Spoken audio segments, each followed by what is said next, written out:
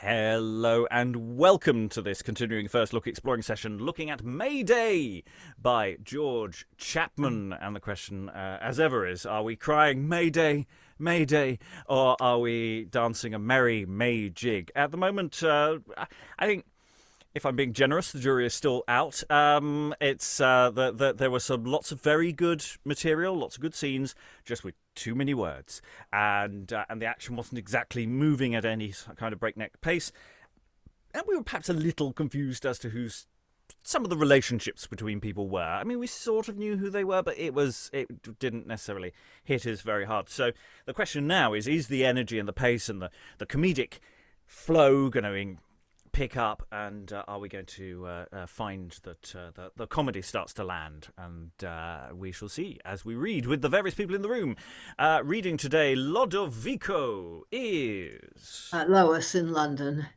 Reading Giovenello and Honorio and Emilia is... Rachel in Canada. Reading Aurelio is... Connor in London, eventually. We got there in the end. Reading Quintiliano is...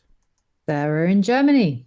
Reading Angelo, Boy, and Leonoro is... Lynn in the northwestern U.S.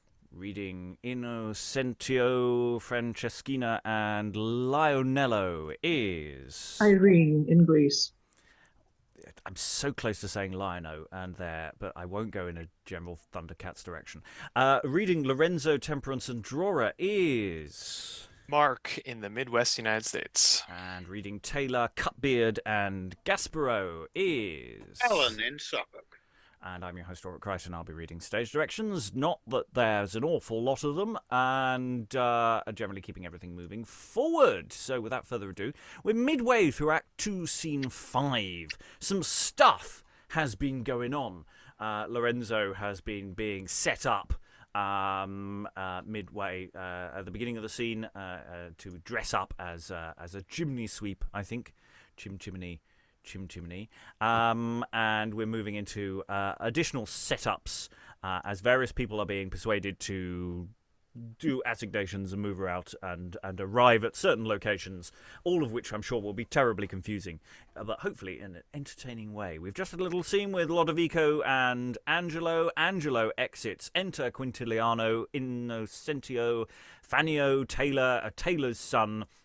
Quintiliano is reading a bill. Signor Giovenello, here comes the famous captain you would so fain be acquainted withal. Be acquainted with him at your peril. I'll defend you from his swaggering humor, but take heed of his cheating. I warrant you, sir, I have not been matriculated at the university to be matriculated by him. Salted there, to be colted here. Very well, sir. Let's hear him. I have examined the particulars of your bill, Master Tailor, and I find them true orthography. Thy payment shall be correspondent. Marry, I will set no day, because I am loath to break. Alas, pray let this be the day. Consider my charge. I have many children, and this, my poor child here, who I have brought up at school, must lose all I have bestowed on him hitherto, if I pay not his master presently the quarterage I owe him. Fool, dost thou delight to hear thy son beg in Latin? Prose him, lieutenant.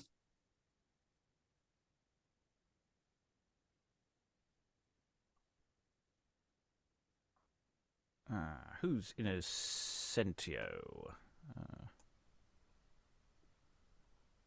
Just checking my thing. Sorry, I read it, but in silence. Muted. I see. The bane of Zoom. Yes. Anyway. How make you this in Latin, boy? My father is an honest tailor. That will hardly be done in true Latin, sir. No? Why so, sir? Because it is false English, sir.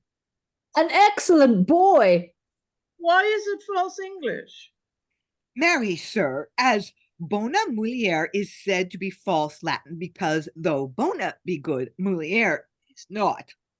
So to say my father is an honest tailor is false English. So, for though my father be honest, yet the tailor is a thief. Believe it, a rare shred, not of homespun cloth, upon my life. Tailor, go. Send the schoolmaster to me at night, and I'll pay him. Thank you, good captain. If you did not pay him at night, my wife will come to you herself, that's certain. And you know what a tongue she has. Like the sting of a scorpion, she nails mine ears to the pillory with it in the shame and torment she does me. Go! I will void this bill and avoid her. Thank you, sir. Exit Tailor and his son. Lieutenant, is this not a brave gullery? The slave has a pretty wife, and she will never have me pay him because she may ever come to my chamber, as she says, to rail at me. And then she goes home and tells her husband she has tickled me if they... By my life, a rare jest. Thou may see this boy is no shred of a tailor. Is he not right of my look and spirit? Right as a line, in faith. And will agree in the halter. Save you, Captain Quintiliano. And dost thou live, my noble Lodovico? Boy, take my cloak. When shall's have a rouse, ah? My lieutenant and I were drunk last night with drinking healths on our knees to thee. Why would not your legs bear you, sir? How many miles to midsummer? Splud, whose fool are you? Are not you the tassel of a gander? No, indeed, not I, sir. I am your poor friend, sir. Glad to see you in health. Health? What I mean you by that? Do you think I came lately out of the powdering tub? To save me, sir. 'Twas the furthest part of my thought. Why, you are not angry, are you? No, nor you shall not be. Splud, I hope I may, and I will. Be and you dare, sir. Dare? Aye, dare. Plague on thee, thou'rt the maddest Ludovico in the world. Do thou stab me, and thou'st a mind to it, or bid me stab myself. Is this thy friend? Dost thou love Ludovico? With my heart, I protest, sir. Sarta lies in his throat that does not. And whence comest thou, Aga? Even now, arrived from Padua, sir, to see fashions. Give me thy hand. Thou'rt welcome. And for thy fashions thou shalt first drink and wench it. To which end we will carouse a little, some 6 or 7 miles hence, and every man carry his wench. But where shall we have them, Captain? Have 'em? Lieutenant, if we have 'em not, my Valentine shall be one, and she shall take a neighbour or two with her to see their nursed childs also. We'll want for no wenchers, I warrant thee. Enter Cutbeard Barber. But who comes here? Oh, 'tis my barber. His blood, how thy tradesmen haunt thee. Alas, they that live by men must haunt 'em. God save you, sir. How now, Cutbeard, what news out of Barbary? Sir, I would borrow a word with you in private. Oh, be brief then, Cutbeard. Thou look'st lean, methinks. I think thou'rt newly married? I am indeed, sir. I thought so. Keep on thy hat, man. 'Twill be the less perceived. What is not my tailor and you? What is not my tailor and you friends yet? I will have your friends, that's certain. I'll maintain you both, else. I know no enmity between us, sir. You know, Captain, I come about another matter. Why, but Cutbeard, are not your neighbours your trade's cousin German, the tailor and the barber? Does not the tailor sow? Does not thou, barber, reap? And do they not both band themselves against the common enemy of mankind, the louse? Are you not both honest men alike? Is not he an arrant knave, you next door to a knave, because next door to him? Alas, sir, all of this is to no purpose. There are certain odd crowns betwixt us, you know. True, Cutbeard. Wilt thou lend me as many more to make 'em even, boy? Faith, sir, they have hung long enough at conscience. Cut 'em down then, Cutbeard. It belongs to thy profession if they hang too long. Well, sir, if this be all, I'll come by 'em as I can. And had you any honesty... Blood, honesty, you knave. Do you tax any gentleman in this company for his honesty? I may not, sir. I am undone by him, and yet I am still of as good credit in my parish as he too. Blood rascal, as good credit as I? Nay, prithee, captain, forbear. Good captain, begone. Let me alone. I'll not strike him by this hand. Why, hark ye, rogue, put your credit in balance with mine? Dost thou keep this company? Here's Signor Lodovico, one of the Clarissimi, a man of worship. Here's a gentleman of Padua, a man of rare parts, an excellent scholar, a fine Ciceronian. Well, sir. And here's my lieutenant. I hope thou know'st the worshipful man, his father with the blue beard. And all these are my companions. And dare you, a barbarous slave, a squirting companion, compare with me? But here's the point. Now behold and see. Signor Giovenello, lend me £4 or £5. Let it be £5, if you have so much about you. Here's my purse, sir. I think there be just so much in it. Very good. Now, Cutbeard, are you a slanderous cutthroat or no? Will thy credit do this now, without scrip or scroll? Thou wilt think this is done for a colour now. Do you not lend it me simply? What a question's that? For how long? At your pleasure, Captain. Why so? Here, you polling rascal, here's 2 crowns out of this money. Now I hope thou wilt believe 'tis mine, now the property is altered. Why, you might have done it before then. No, Cutbeard, I have been burned in the hand for that.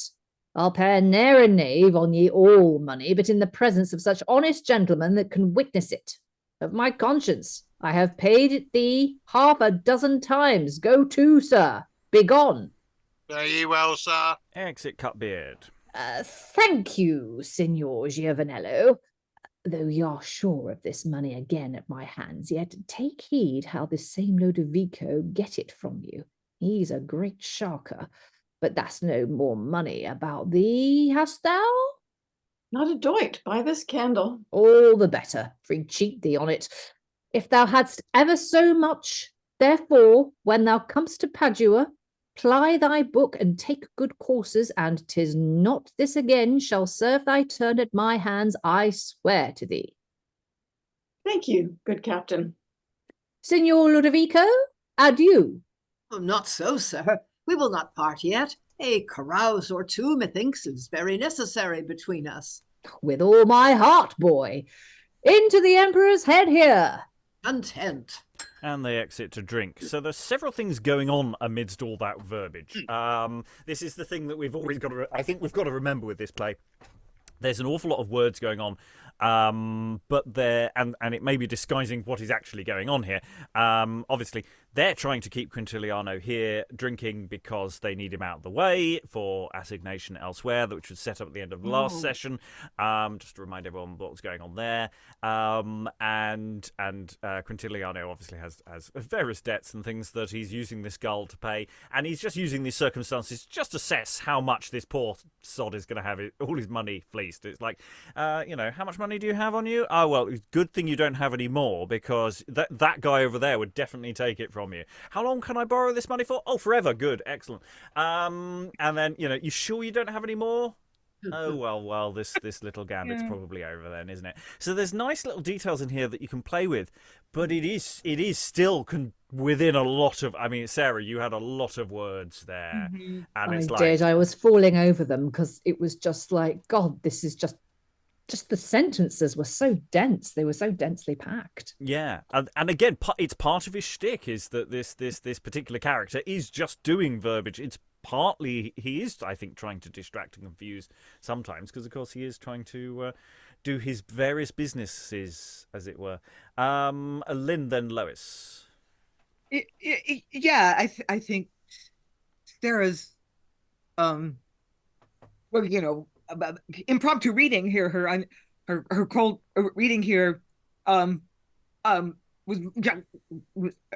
really good and really fun, and I think it demonstrates that if this scene is going to work at all, Quintiliano just has to be funny. he just has to be very bluff and hail fellow, well met, and has to talk really fast, and he just has to be sort of inherently funny because the jokes aren't all that funny. I mean, they're kind of cute, you know. He's a tailor, he sews, and you're a barber, you reap. Har har har.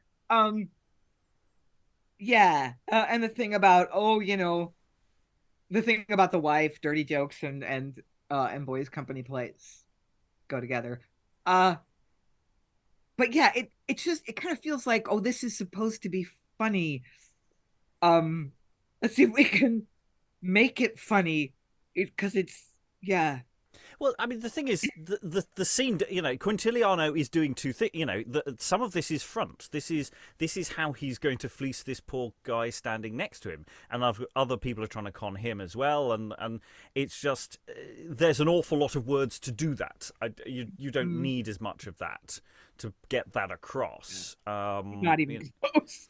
Because it's not quite everybody's conning everybody else, but there's a fair amount of people overlapping in cons going on here, or at least having a plot to try and get something to happen to somebody else. Lois. Yeah, I mean, Quintiliano is rather a combination of two things, because he's kind of this blustering guy that keeps offering to fight people, and Lodovico keeps calming him down, or sometimes standing up to him, because of course Quintiliano is bound to be a coward as well. And then he's also a cheat who's borrowing money from people and not paying it back. As I recall, in the first scene where we met him, he was saying goodbye to his wife, Franceschina, who seems to be the one everybody's after. And he was going off to the war. And he was apparently doing it so that I think it was Innocentio could have a commission. I mean, it seemed rather odd, but as I recall, he was kind of putting it that he was doing this as a big favor to him to get him a post in the army. The whole thing is really weird. And now he's reappeared, mainly followed by all the people he owes money to. I don't know, just what did strike me was that there is some rather light, witty dialogue. I mean, things like "What news from Barbary?" Addressed to a barber, things like that.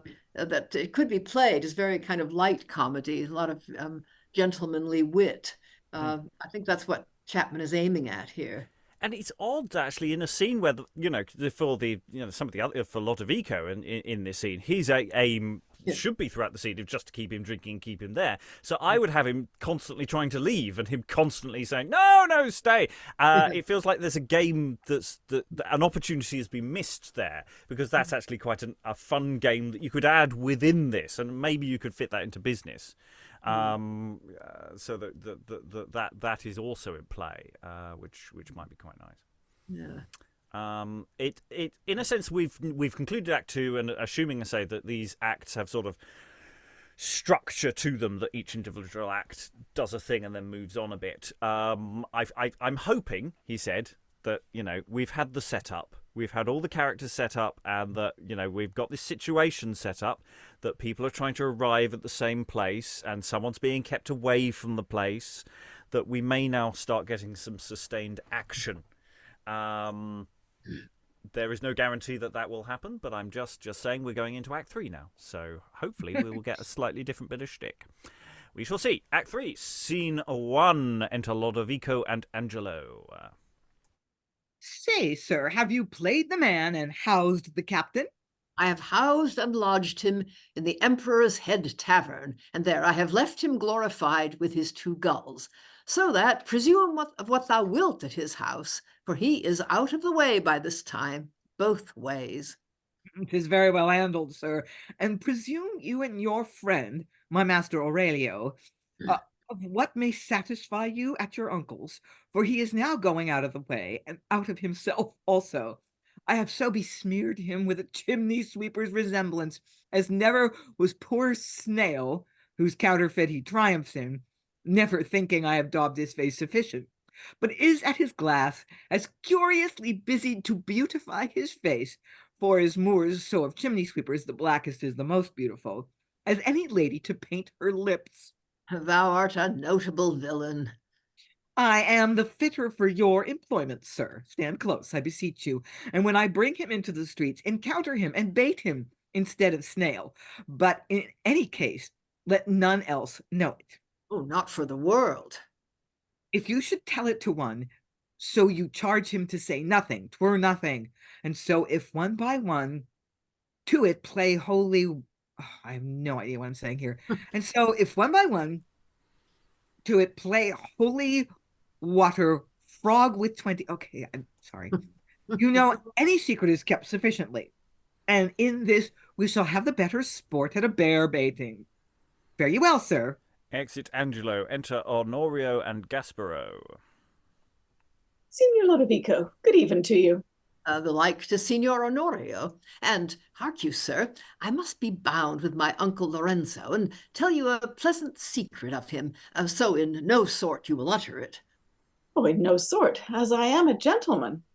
Aye, sir, he is to walk the streets presently in the likeness of Snail, the chimney sweeper, and with his cry. What is he, sir?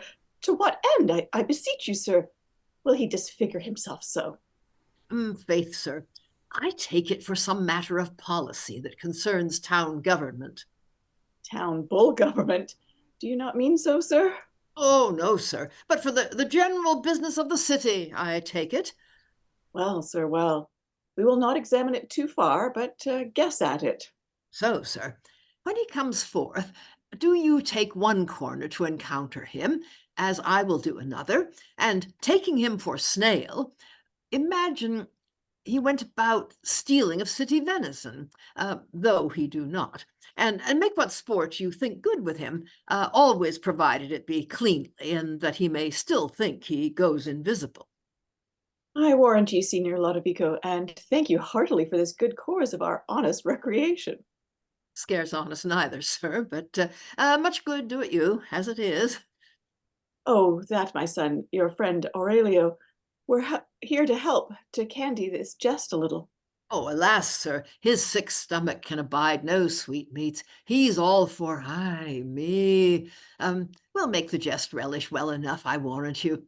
Lorenzo, my uncle, an old senator, one that has read Marcus Aurelius Gesta Romanorum, the mirror of magistrates, etc., to be led by the nose like a blind bear that has read nothing. Let any man read how he deserves to be baited. 'Tis a pretty wonder of faith, Signor Lodovico. Life, 'twere a good deed to get boys to pin cards at his back, hang squibs at his tail, ring him through the town with basins, snowball him with rotten eggs, and make him ashamed of the commission before he seal it. Exit Lodovico. What says Signor Lodovico? I beseech you, sir. Methinks his pleasant disposition should intend some waggery. I will tell you, Signor Gaspero, but in any case, you must say nothing. In no case will I say anything, sir. Then this is the case. Signor Lorenzo, your probable father-in-law, in the case of Snail the chimney sweeper, will straight tread the streets for his pleasure. For his pleasure? For his pleasure, sir. Say it be so, wonder not, but jest at it. Consider what pleasure the world says he is most given to, and help bait him hereafter, but in any case cleanly, and say nothing. Oh, monstrous! Conceive you, my father-in-law? Will his daughter have his tricks, think you? Faith, for that you must even take fortune de la Pexquis, the pax, and be patient like your neighbors. So here stand I. Choose you another place. And exit Honorio. Me? Whatever man should call him to sweep a chimney in right earnest? What'd he do? I'll put him to it. On my credit, and here will I stand. And exit Gaspero. Okay. Right, okay. When you're setting up a joke or setting up a situation, it is important to set up the joke. It is important that you put the things in motion, that the audience understands what the joke is going to be on some level before the payoff and the punchline occurs. You don't need to do that 4 or 5 times in a row in a scene for the better part of 1,000 words. I mean, there are lots of discussion points here to throw in, but yeah, I mean, we didn't need half of that. we've already got that set up in the last act, and now it's like a new person comes on. Hey, the new have you heard the joke we played? No, really? Oh, what? Have you heard the joke? They're all very excited by this joke, and it's like, it's 100 words. It's not 1,000 to set this up. Yeah.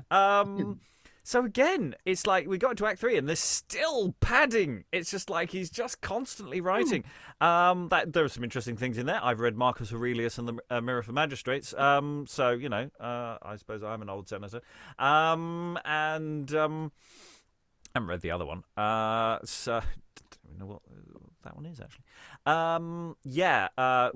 We mentioned last time the awkwardness that might occur with a character with dust, coal dust on his face, and they explicitly make a racial connection in the text here. So you know, that was a thing. So I feel there's things to discuss in this, but dramatically it's straightforward. Just cut it down, not even by half. A quarter. You don't need half of this. Mark. Yeah, I guess it's here largely to maybe introduce Honorio to the plot, because I think this is the first time we've seen him, and then to get Gaspero to be aghast at what his potential father-in-law is going to do to mess with that potential matching. But I also feel like the whole humor of like, he's going to pretend to be a chimney sweep. What if he actually sweeps a chimney? I feel that like kind of class humor of like, oh no, how he's going to do labor? It just doesn't land at all in my mind today. So I feel like that part's just not funny, and we'll see if it ends up being funny. Speaks to that sort of cruelty of the early modern mind, which is, you know, hey, maybe we can get the local kids to pin cards on his backs and cover him in eggs. Maybe we can persuade the street urchins to do, you know, and it's sort of like, okay. Yeah. I mean, he's not very nice, so I can sort of go up to a point, but it's like, yeah. Rachel, then Lois. If you do cut that, though, you use the fantastic use of the word besnowball. I do like, I do like the besnowball. Yes. Yeah. I may use that in date. You know, next time I'm going to egg someone's house. Lois. Yeah, I think actually be Snowball or something very like it occurs in Eastward Ho, one of the bits that they think is by Chapman, so that's interesting. But, yeah. That's probably why they think. Yes, sure it is. Yes.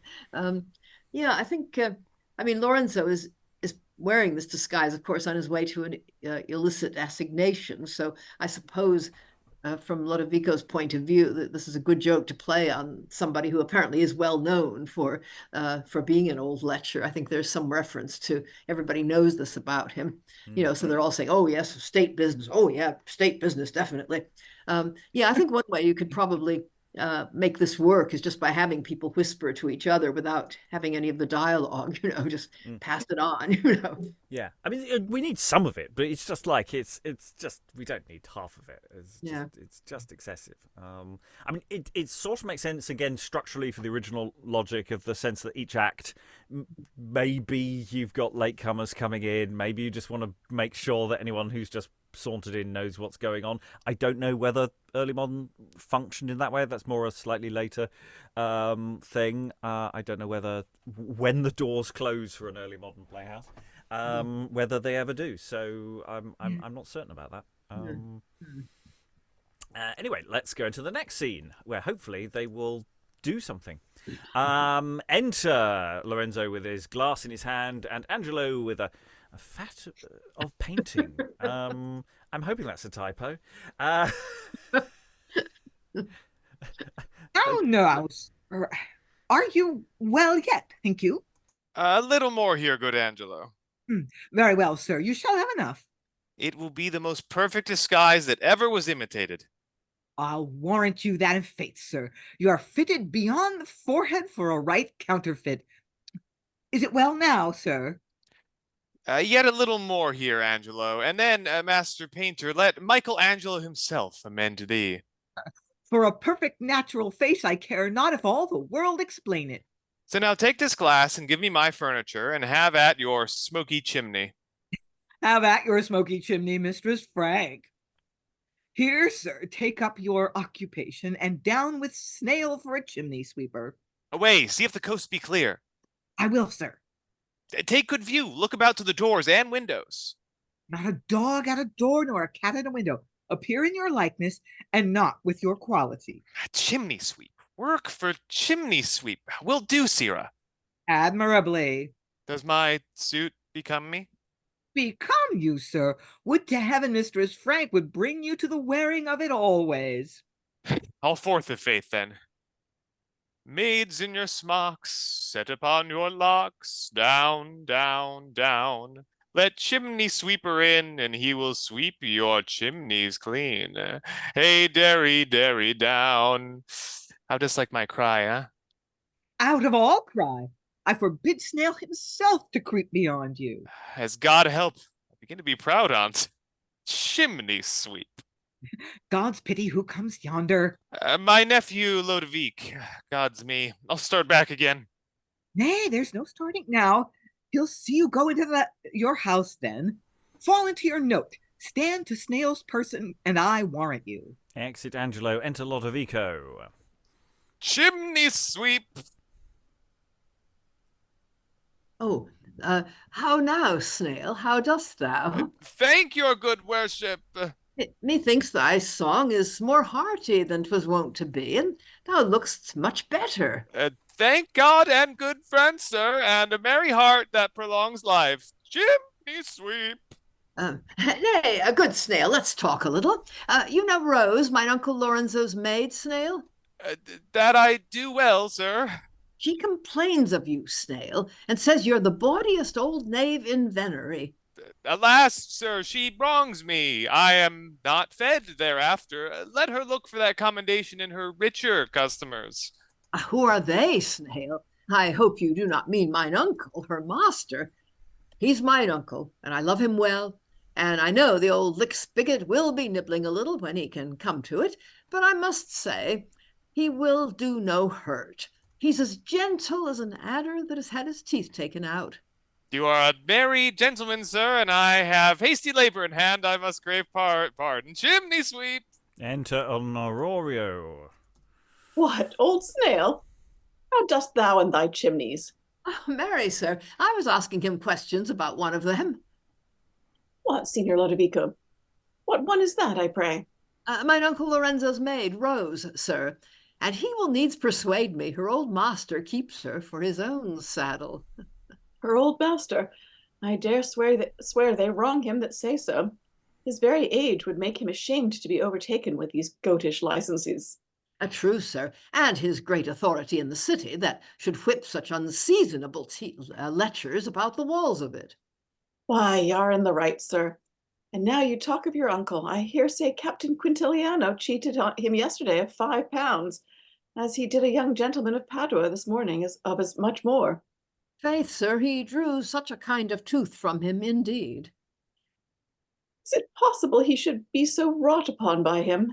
Now certain, I have ever held him a most wise gentleman. An errant rook by this light, a capable cheating stock. A man may carry him up and down by the ears like a pipkin. And do you think he will let the captains pass so? Why, alas, what should he do to him, sir? That the pasture is so bare with him that a goose cannot graze upon't. Marry, sir, then I would watch him a time when he were abroad, and take out my pennyworths of his wife. If he drew a tooth from me, I would draw another from her. Well, God be with your worships. Chimney sweeper! I thought I should never have been rid of them. Chimney sweep! Enter Gaspero. What, old snail? Dost thou cry chimney sweep still? Why, they say thou art turned mighty rich of late. Would they said true, sir? Yes, by the mass, by the same token that those riches make thy old name for venery increase upon thee. Foolish tales, sir, foolish tales. Yes, by the mass, Snell. But they be told for such certain tales that if thou hadst a daughter to marry with 10,000 crowns, I would see her pit hole before I would deal with her. For fear she should trot through her father's trumperies. Alas, sir, your worship knows I have neither daughter nor riches. Idle talk, sir, idle talk. Chimney sweep! But stay, Snell, and come into my house. Thou shalt earn some money of me. I have a chimney to sweep for thee. I thank your worship. I will wait upon you next morning early, sir, but now I have promised to sweep another man's chimney, in truth. But good Snail, take mine in the way. What, does he cry chimney sweep and refuse to sweep him? No, master. Alas, you know I live by it, and now I cry as I go to work that I have promised that I may get more against other times. What would you have me do, Tro? Alas, poor Snail. Farewell, good Snail, farewell. Lord, keep your good worship. The very vengeance, I beseech the Black Father of Vengeance. Exit Lorenzo. Poor uncle. He begins to be melancholy, has lost his song among us. Never such man touched with such oversight. Bear with age. Signor Gasparo, bear with age, and let us all tender his credit as we have vowed, and be silent. He little thought to have thus betrayed as he is. And where secrecy is assured, it bears with many bad actions in the very best, I can tell you. And so, good Signor Lodovico, adieu, and I heartily thank you. Adieu, good Signor Honorio. Adieu to you likewise, sir. Exeunt Gaspero and Honorio. Likewise to you, sir. Alas, poor uncle, I've monstrously abused him, and yet marvellous worthy, for he disparageth the whole blood of us, and I wish all such old sheep-biters might always dip their fingers in such sauce to their mutton. But thus will he presently be safe, for by this he is near his sweetheart's house, where he is like to be entertained with worse cheer than we made him. Quintiliano is now carousing in the emperor's head, while his own head buds horns to carouse in. And in the meantime will my amorous friend and I make both their absences shoeing horns to draw on the presence of Emilia. And exit Lodovico, having summed up the plot for anyone who was trying to figure out what was going on. Let me just sum up all the various plot points, the things that are going on. So we've had the mocking of Lorenzo, and everyone's sort of playing with him and trying to engage him in conversation. Of course, he's mortified of being seen in the streets as in such a fashion. I did quite like the very beginning of the scene, Angelo and Lorenzo, and that little back and forth. Is the costume right? Do I look convincing? I did quite like that. And I was starting to think, maybe from the stuff in the first scene, almost have an overlapping flow of things where they're talking about he's going to be around the corner any second, and there he is doing it, and you sort of make it actually quite compact. Again, I kind of felt that everybody came on. I'm not sure how much mileage was got out of the situation. It felt like it didn't really go anywhere, and I'm sort of Lois. Yeah, I'm actually wondering whether there was a chimney sweeper named Snail, and this is some bit of local joke. And of course, Lorenzo does imitate the cry of a chimney sweeper. There were all these street cries of London and songs. I mean, there's some music you can hear on records, I think, that even puts a lot of these street cries together into a piece of music. So everybody would probably recognize that. That might sort of make the scene a bit more interesting.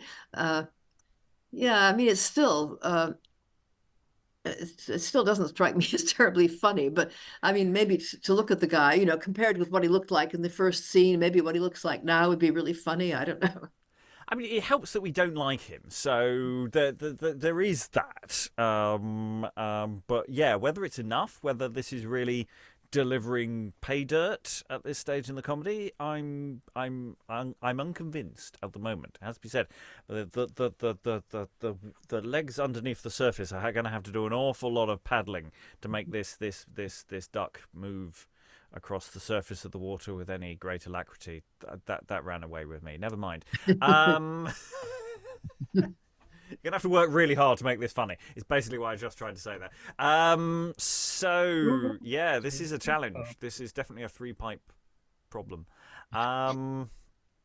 Okay. Any other thoughts? Thank you, Lodovico, for summing up the plot. Very helpful. Act 3, Scene 3. Enter Lorenzo and Angelo. Franceschina above. What says your worship now? Do you not walk invisible? All your ancient acquaintance, your own nephew, to talk to you and never discover you. But Angelo, a villainous fear shook me the whiles, I swear, for still I was afraid my tongue would have licked away the soot of my face and bewrayed me. But, snail, hitherto thy rusty shell has protected me. Persever till I've yonder house in my head. Hold in thy horns till they look out of Quintiliano's forehead, for an old man to make a young man cuckold is one of Hercules' labors. That was the cleansing of other men's stables. To make youth rampant in age and age passant in youth, to take a man down at his own weapon, to call back time in one and thrust him headlong upon another. Now your worship is oracle to your own miracles. How you shine in this smoky cloud, which you make the golden net to embrace Venus. You have passed the pikes in faith, and all the joys of the love god swarm in yonder house to salute your recovery. Well, Angelo, I tell thee, now we are past the danger. I would not for 40 crowns, but have heard what I have heard. True, sir. Now you know what the world thinks on you. 'Tis not possible for a great man that shines always in his greatness to know himself. But, oh, twice young Leander, see where your hero stands, with torch of her beauty to direct you to her tower. Advance your sweet note, and upon her. Chimney sweep! Work for chimney sweep! Come in, chimney sweeper. Oh, Angelo!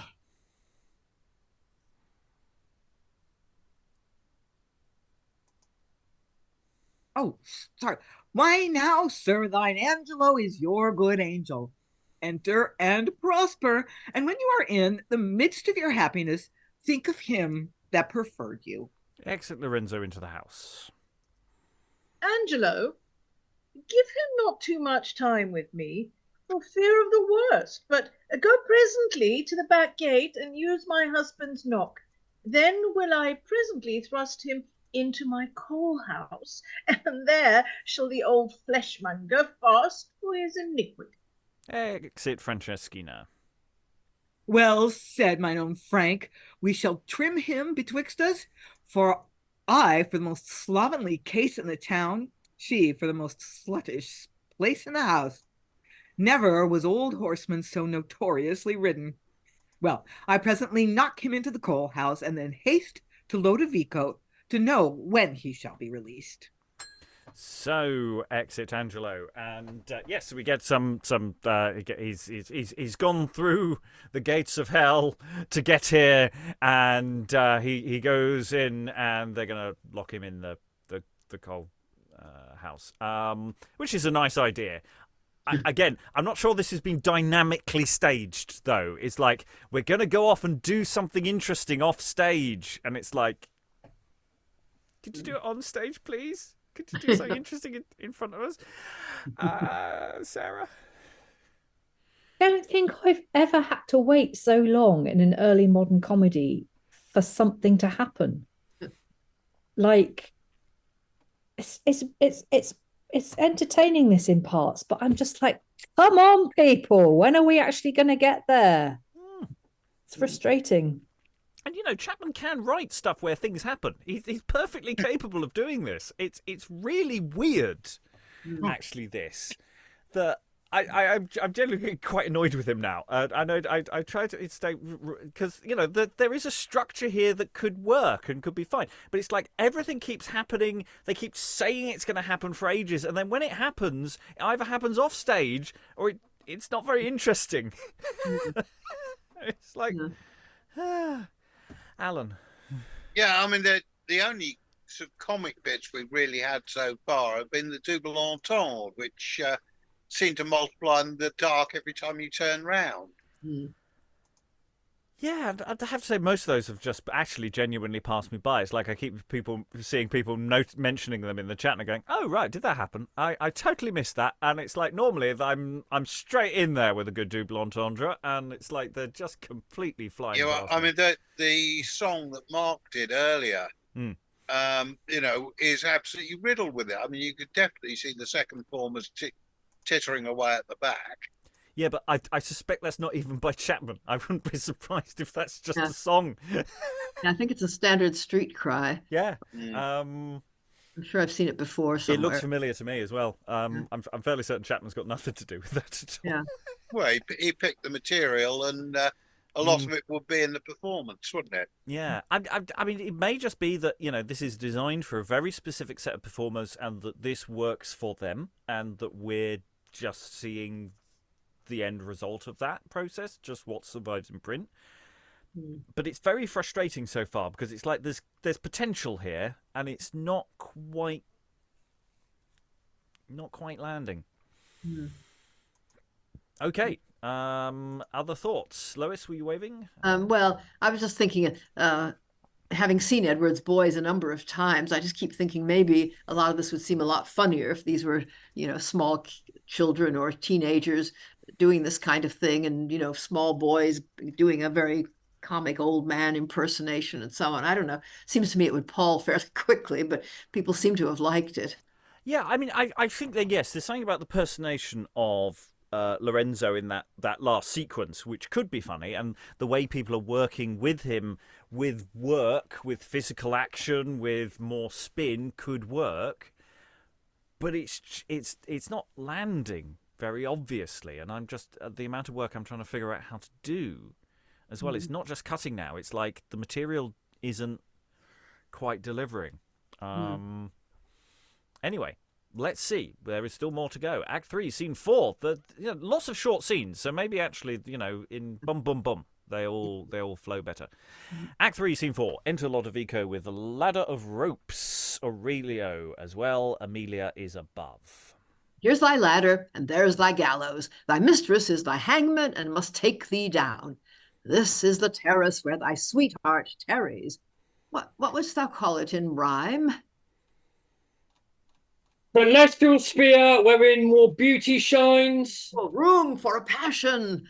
Than ordained Dardanian Ida, where the pride of heaven's selected beauteous strive for prize. Nay, you shall know we have watered our horses in Helicon. Cannot abide this talking and undoing poetry. Leave your mellifluous numbers. Yonder's a sight will steal all reason from your rhyme. I can tell you. Down at your knees, you slave. Adore. Now, let's hear you invocate. Oh, the supple hams of a lover. Go to. Do not. Stand up close. Do not stand up close, for she must not see you yet, though she know you are here. Aurelio retires. Cousin Lodovic. Who calls, Lodovic? Tempest hath cast you on this solitary shore. Is the party come? The party. Now, a plague of your modesty. Are your lips too nice to name Aurelio? Well, is he come then? He? Which he? Sfoot, name your man with a mischief to you. I understand you not. Was there ever such a wild brain? Aurelio. Aurelio. Lord, how loath you are to let any sound of him come out on you. You hold him so dear within. I'll present her with a sight will startle her nicety a little better. Hold you, fasten the end of this ladder, I pray. Now, Jesus bless you. Why, cousin, are you mad? Go to, you spirit of a feather. Be not so soft-hearted. Leave your nicety, or by this hemp I'll so hamper thy affections in the halter of thy lover's absence, making it up in a Gordian knot of forgetfulness, that no Alexander of thy allurements, with all the swords of thy sweet words, shall ever cut it in pieces. Lord, how you roll in your rope-ripe terms. Go to it. Tell me, will you fasten the ladder or no? I know not what I should say to ye. I will fasten it, so only yourself will come up. Only myself will come up then. Nay, sweet coz, swear it. If I should swear it, thou wouldst curse me. Take my word in a halter's name, and make the ladder as fast to the terrace as thou wouldst be to Aurelio. Nay, see if he do not make me give over again. Ah, was there ever such a blue kittling? Fasten it now, or by heaven, thou dost lose me forever. Well, sir, remember your word. I will fasten it, but i' faith, coz, is not the gentleman in his parting collar parted yet? I' faith, with much ado. Nay, nay, choose him.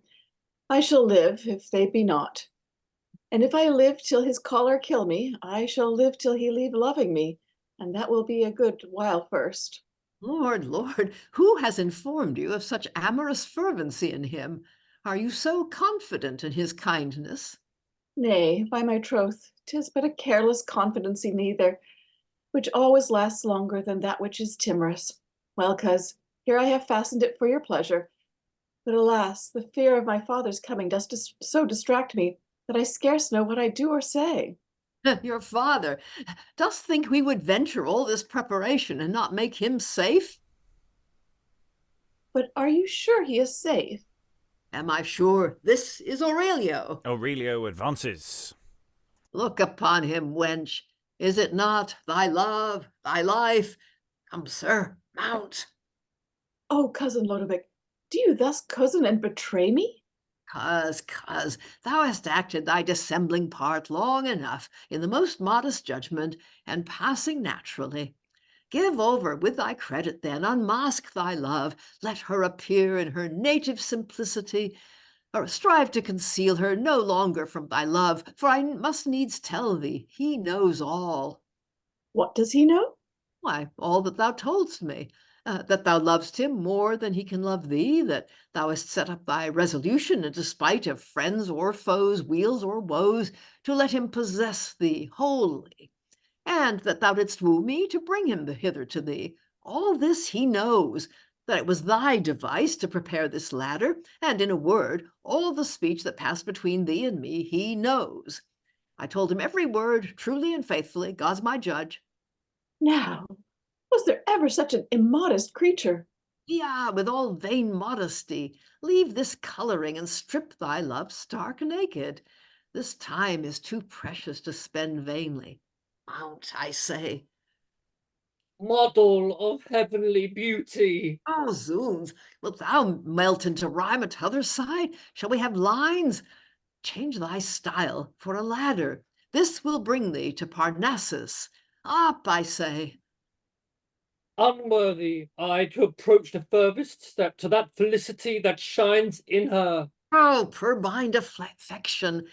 I've seen a fellow to a worse end ascend a ladder with a better will, and yet this is in the way of marriage, and they say marriage and hanging have both one constellation. To approve the which old saying, see if a new ladder make 'em not agree. Aurelio mounts. Peace, somebody comes. That you heard was but a mouse. So, boy, I warrant thee. O sacred goddess, whatsoever thou art, that in mere pity to preserve a soul from undeserved destruction, had vouchsafed to take Emilia's shape. Oh, what a poetical sheep is this! Slithe, will you stand rhyming there upon a stage, to be an eye mark to all that pass? Is there not a chamber by? Withdraw, I say, for shame. Have you no shame in you? Here will come somebody presently, I lay my life on't. Dear mistress, to avoid the likely danger, vouchsafe me only private conference, and 'tis the fullness of my present hopes. And exeunt Aurelio and Emilia into the house. Aurelio, occasion is bald, take her by the forelock. So, in Hymen's name get you together. Here will I stand sentinel. This is the back gate to Honorio's house, which shall be Aurelio's, if God give him grace to weep for his father's death in time. And in this garden, if I could see the chaste Lucrece or the affable mistress Temperance, I might, thus wrapped in my cloak, steal a little courtship through the chink of a pale.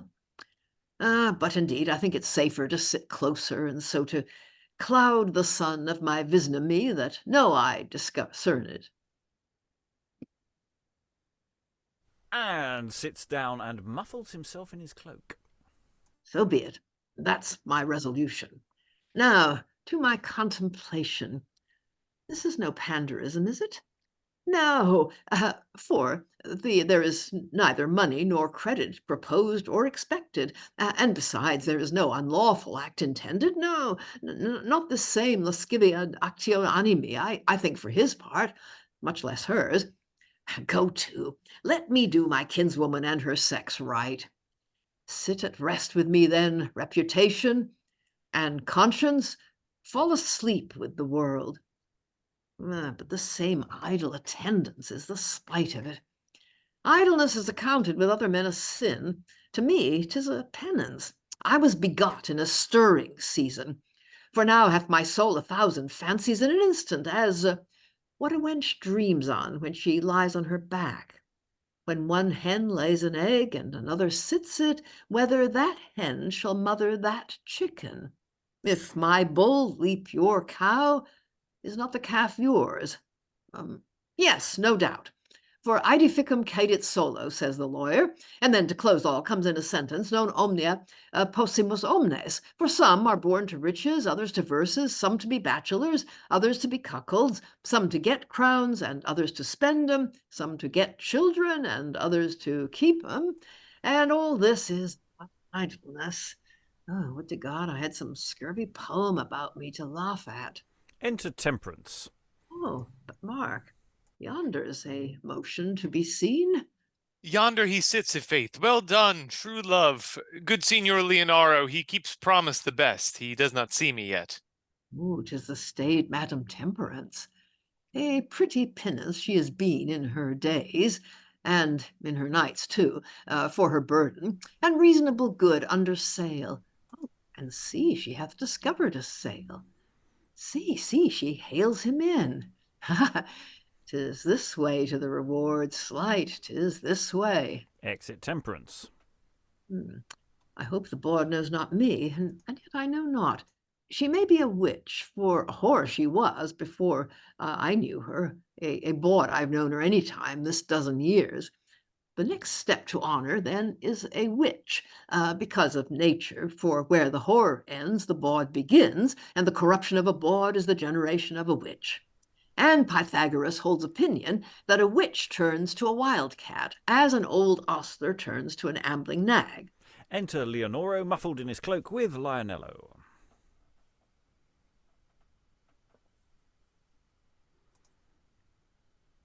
This is the back gate where Temperance should meet me at this hour.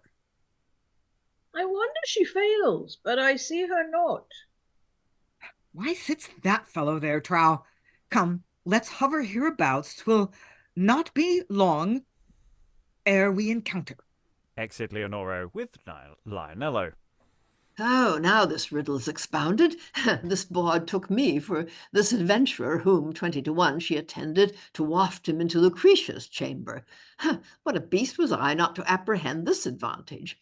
Thus muffled as I am, she could not have perceived me till I had been in, and I might safely have stayed a while without endangering my lovers. Enter Temperance, stealing along the stage. Light, she takes me still for her first man. Come, gingerly, for God's sake, gingerly. And they exit. Okay, there's some good stuff in this scene. There is some good stuff. I was going, yes. I'm generally liking anything with Emilia in it. I have to say that the scenes with that little love story thing of can we meet, but don't tell him that we meet, and he just goes, oh, for God's sake, here's a ladder, just go up and just get on with it. It's like stop mucking about, and they do, and I just wonder, because we have this massive speech from Lodovico, which doesn't seem to serve any structural function. I'm just wondering if in the background all you can hear is bong dong dong. I'm just wondering, is there something else going on here that we are not being told about? Because otherwise, I mean, is Temperance doubling as someone who's in the previous scene or something? Is there some really complicated change that doesn't seem to make any sense with the Boys' Company play? So there seems to be something going on there. But I mean, otherwise, I just cut Lodovico's speech completely to the bones. You know, what's important is that Temperance is there for another liaison, and he gets called in. Confusion. There's seeds, some good stuff here. There's some good stuff here. I like the balcony scene. I like that. It's just when he just goes, here's a rope ladder, and she goes, what? No, just attach it. It'll be fine. Sorry, what? And then he's practically pushing this Aurelio, just get up the ladder. It is actually it is a really silly scene, and I really enjoyed it. That's still not to say that there isn't a lot to trim here. At the rate we're going, this show isn't going to last 75 minutes, because it's just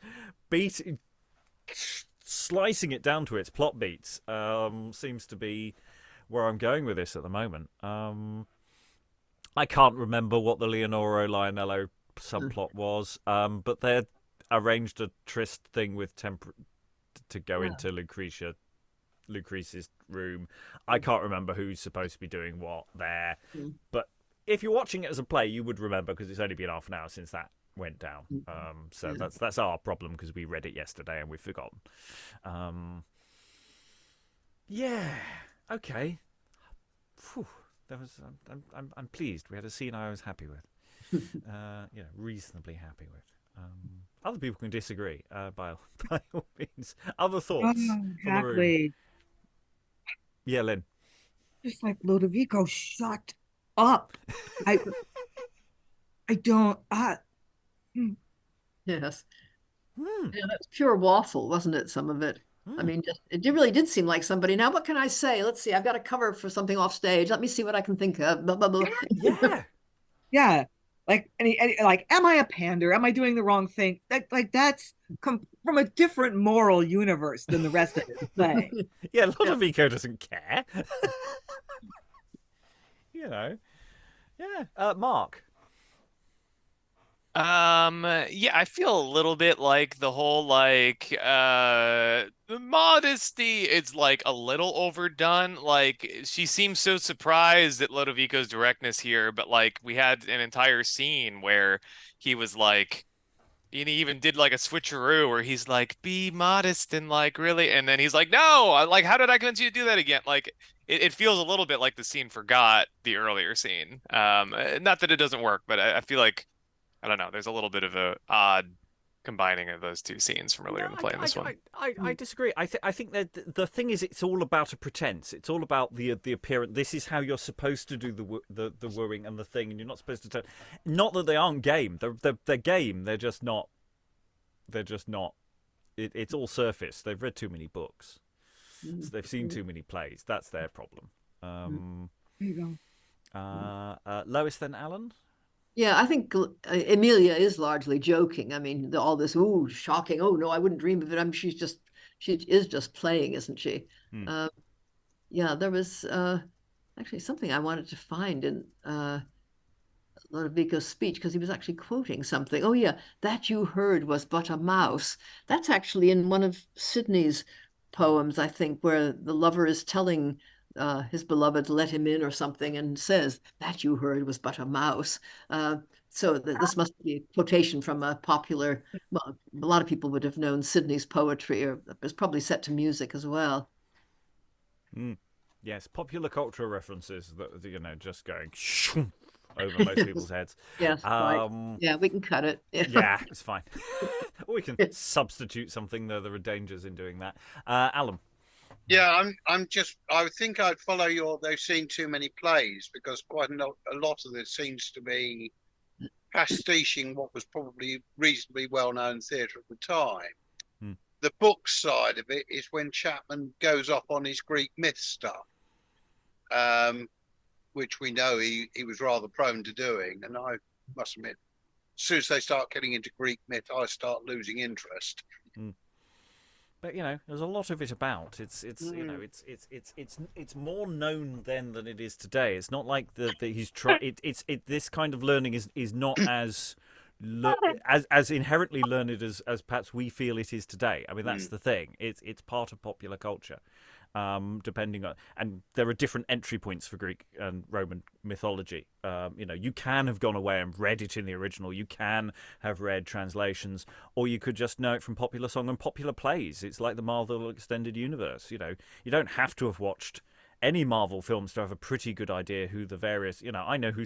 I haven't watched much of Superman, but I've got a pretty good idea who he is, and I'll know the outline of these things.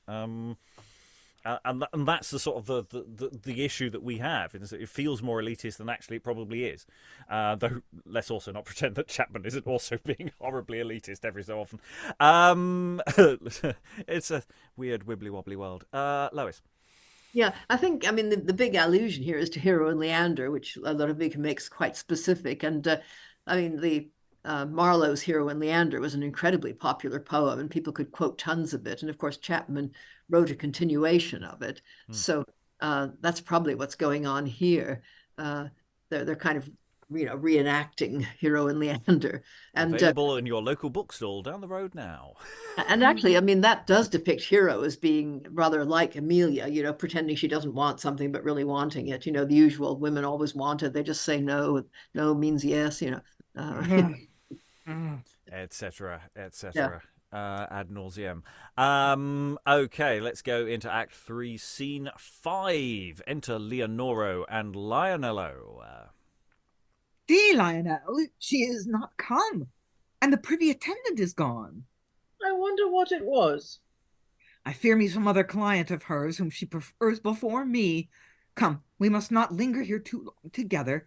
We'll enter on the backside to the Emperor's Head, where we will stay a little, and then make the last trial of this bawd's honesty. Enter Quintiliano, Giovenello, and Fannio in their doublet and hose. Come, ancient, let's leave our company a little and air ourselves in this backside. Who goes there? A friend. The word? God save you, Captain Quintiliano. Shoot him, ancient, a spy. The word's the Emperor's Head, and thither you shall go, sir. Oh, pardon me, good captain. Come, be not retrograde to our desires. I attend a friend of mine. Thou'st attended him already. I am witness to it. Deny it, and he dare whatsoe'er he be, and he shall attend thee another while, and he will. Thou'rt as good a man as he, and he be the Duke himself for a Clarissimo. Entertain him, ancient. Bid the Clarissimo welcome. I'll call a draw, and we'll have some wine in this arbour. And exit Quintiliano. You are very welcome, Senior Clarissimo. Desire you more acquaintance, sir? My name is Leonoro, sir, and indeed I scarce know you. No, sir, and you know me. You must know as much as I know, for Scientia and Scientificus is all one. But that's all one. In truth, sir, you shall not spend a penny here. I had money, I thank God, even now, and peradventure shall have a gain ere we part. I have sent to a friend of mine. Enter Quintiliano and a drawer with a cup of wine and a towel. Here, honourable Clarissimo, I drink to thee. Thank you, good captain. Sucker, what have you filled us here, balderdash? Oh, taste, Leonoro. Methinks 'tis sack. Let us taste, sir. 'Tis claret, but it has been fetched again with aquavitae. Slight, methinks it has taken salt water. Who drew this wine? You, rogue? My fellow Sam drew it, sir. The wine's a good, neat wine, but you love a pleasanter grape. I'll fit your palate, sir. He stands close. Is this thy boy, Leonoro? For fault of a better, sir. Afore heaven, 'tis a sweet-faced child. Methinks he should show well in woman's attire. And he took her by the lily white hand, and he laid her upon the bed. I'll help thee to 3 crowns a week for him, and she can act well. Hast ever practised, my pretty Ganymede?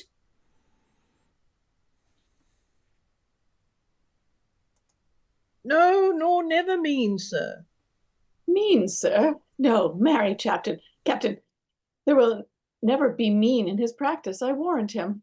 Oh, finely taken. Sirrah Clarissimo, this fellow was an arrant ass this forenoon afore he came to be an ancient. But where's your lieutenant, Captain? Zoons, man, he's turned swaggerer. 'Tis possible? Swaggerer, by this light he. And is in the next room writing a challenge to this tall gentleman, my ancient here. What muteness in your own company? Sfoot, man, who can bridle the ass's valour? S'blood, and any man think to bridle me? But what was the quarrel?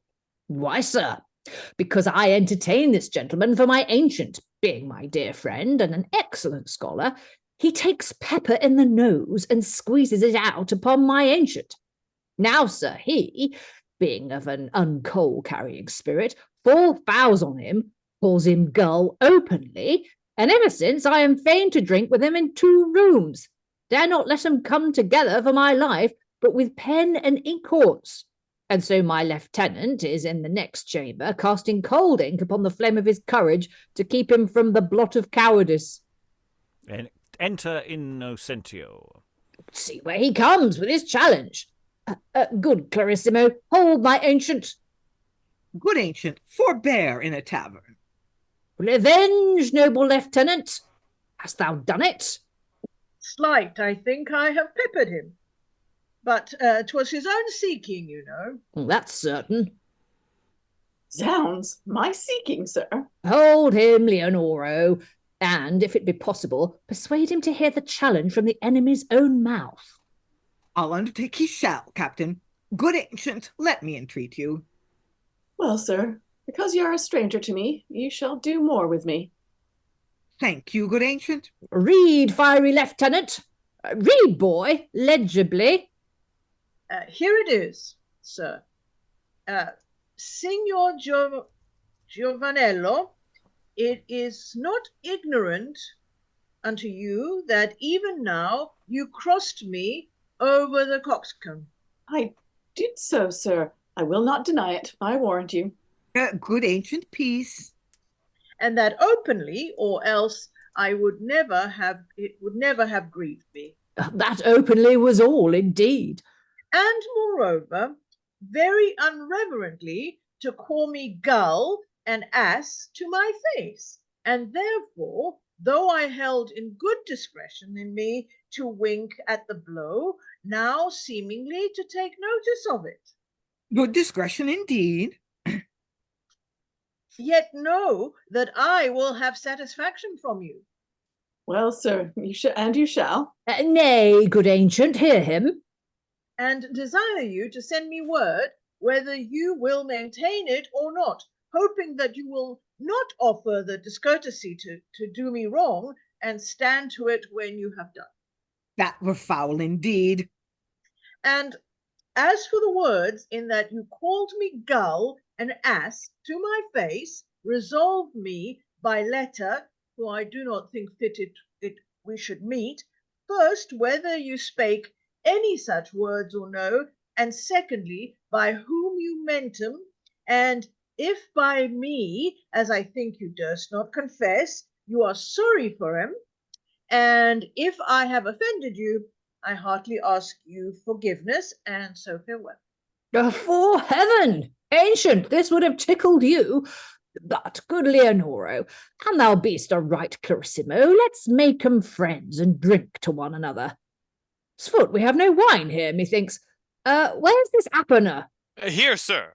Have you mended your hand, sir? Aye, Captain, and if this please not your taste, either you or I cannot taste a cup of wine. Zoons, yak's very saucy, sir. Here, lieutenant, drink to thy ancient and void mutinies with your officer. Martial law is dangerous. Is he content I should drink to him? Oh, he is, I warrant thee.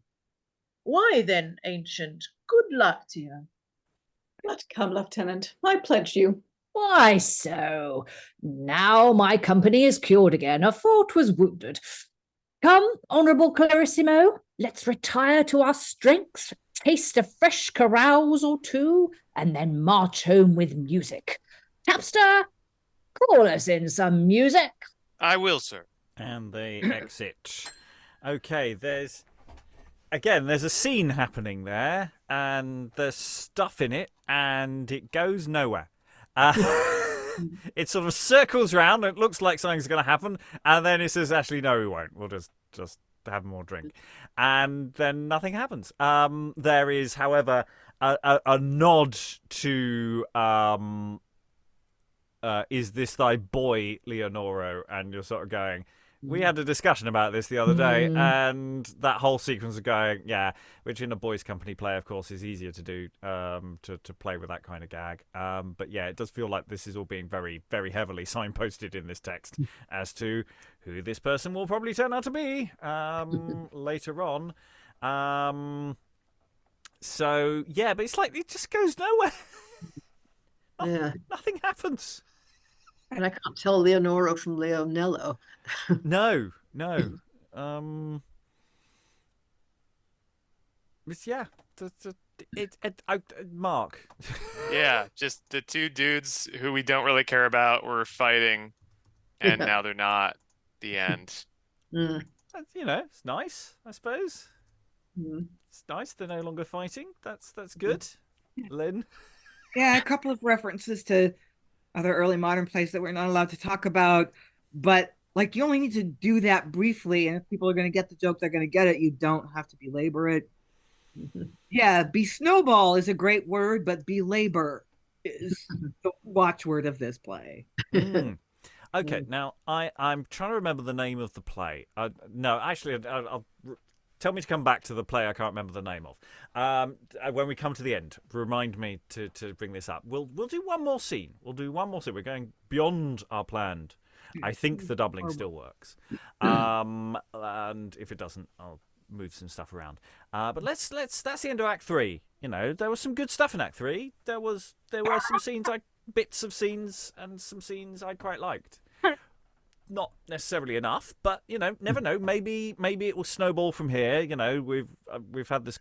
Act 4. This is going to be the one. It's going to start here. Act 4, Scene 1. Enter Quintiliano, Leonoro, Innocentio, Lionello, Fannio with music. Straight up, scrapers! Honourable Clarissimo and thy sweet Adonis, adieu. Remember our device at the show soon. I will not fail, Captain. Farewell to you both. Come, Lionello. Now let us try the truth of Madam Temperance and see if she attend us. I hope by this time she remembers the promise, sir. Exeunt Leonoro and Lionello. Now, Lieutenant. Where's my ancient? Marry, Captain. You have left him casting the reckoning in the chimney. Why then his purse and his stomach will be empty together, and so I cashier him. Let the scholar report at Padua that Venice has other manner of learning belongs to it. What does his continuum and contiguum here? Let him go to the ink pot, and beware of the wine pot. Here, red-cheeked Bacchus, let the Bordeaux grape skip like volters in their swelling veins. Tidan-dan, tiddle, tidan, tidan, tididdle, tididdle, tididdle. Oh, God, Captain, that I could dance so. He took her by the strike-up fiddlers, the lily-white hand, and he laid her upon the bed. Oh, what spirit have I now? I long to meet a sergeant in this humour. I would but have one whiff at one of those same pewter-buttoned shoulder clappers to try whether this chopping knife or their pestles were the better weapons. Here's a blade, boy. It was the old Duke's first predecessors. I'll tell thee what, Lieutenant, this sword has dubbed more knights than thy knife has opened oysters. It's possible, Captain. Methinks it stands a little. No matter for that. Your best metal blades will stand soonest. So, now we have attained our mansion house, at which I'll sing a verse shall break the doors. Oh, noble Hercules, let no Stygian leg, tidan tiddle tiddle, tidan tidan tiddle tiddle tiddle. Farewell, scrapers. Your reward now shall be that I will not cut your strings nor break your fiddles. Fare away. Come, Captain, let's enter. I long to see my mistress. I warrant she's a heavy gentlewoman for your absence. Foot, she's an ass. Honour woos me, preferment calls me, and I must lie pampered in a wench's lap because she dotes on me. Honour says no, Lieutenant. Cogna pro patria. We must to it, i' faith, and seek our portion among the scratched faces. Mistress, is he gone? Who's that calls there? I heard nobody. No. There was one called Mistress. I say, who called Mistress? Sblood, I hope I am not drunk.